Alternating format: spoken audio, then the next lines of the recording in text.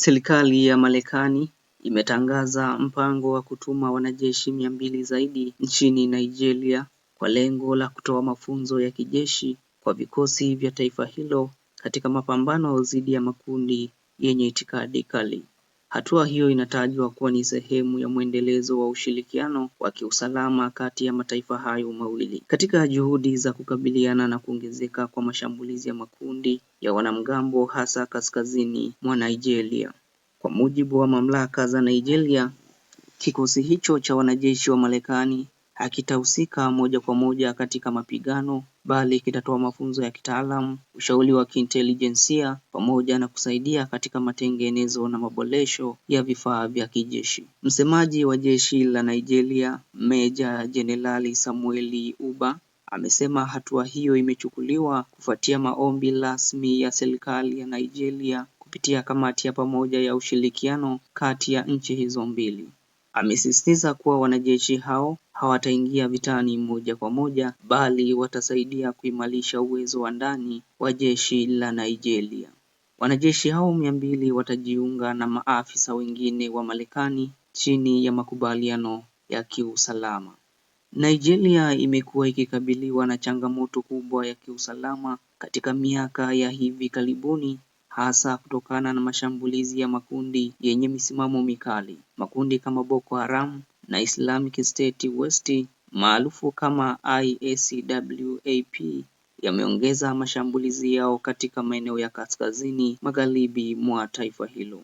Mashambulizi hayo yamehusisha utekaji wa wanafunzi, mashambulizi ya vijiji pamoja na kushambulia maeneo ya ibada. Nigeria yenye idadi ya watu zaidi ya milioni 230 imegawanyika kidini, ambapo Wakristo wengi wapo kusini mwa nchi hiyo huku Waislamu wengi wakiishi kaskazini. Serikali ya Nigeria imekanusha madai ya kuwa mashambulizi hayo yanawalenga Wakristo pekee, ikisema kuwa makundi hayo yanawalenga raia wote bila kujali dini zao. Katika miezi ya hivi karibuni, Washington imeonyesha wasiwasi wake kuhusu hali ya usalama nchini Nigeria. Naye Rais wa Marekani Donald Trump aliwahi kueleza kuwa taifa lake halitavumilia kuenea kwa itikadi kali za kidini. Aidha, Seneta wa Marekani kutoka Texas Ted Cruz aliishutumu Nigeria kwa kushindwa kuwalinda Wakristo dhidi ya kile alichokiita mashambulizi ya kimbali, madai ambayo serikali ya Nigeria imeyakanusha vikali. Mwezi Disemba mwaka uliopita, Marekani ilitekeleza shambulizi dhidi ya kambi inayodaiwa kuwa ya wapiganaji wa Islamic State katika jimbo la Sokoto State, hatua iliyoashiria kuimarika kwa ushirikiano wa kiusalama kati ya mataifa hayo mawili. Katika tukio lililotikisa taifa hilo, watu wenye silaha waliwateka wanafunzi wapatao 300 pamoja na walimu wao katika shule ya St. Miles, jimbo la Niger mwezi Novemba 21.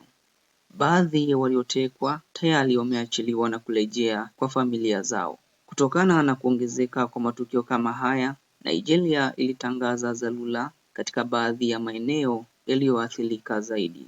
Mchambuzi wa masuala ya usalama nchini Nigeria, Abdullahi Bajokiadam, amesema hatua ya kutumwa kwa wanajeshi wa Marekani inaweza kusaidia kuimarisha uwezo wa kijeshi wa Nigeria, lakini haitakuwa suluhisho la kudumu.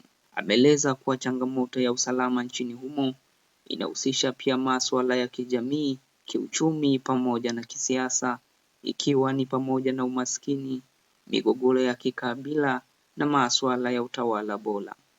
Kwa mujibu wake, suluhisho la muda mrefu linahitaji kuimarisha vikosi vya ndani, kuboresha maslahi ya wanajeshi pamoja na kuwekeza zaidi katika maendeleo ya jamii.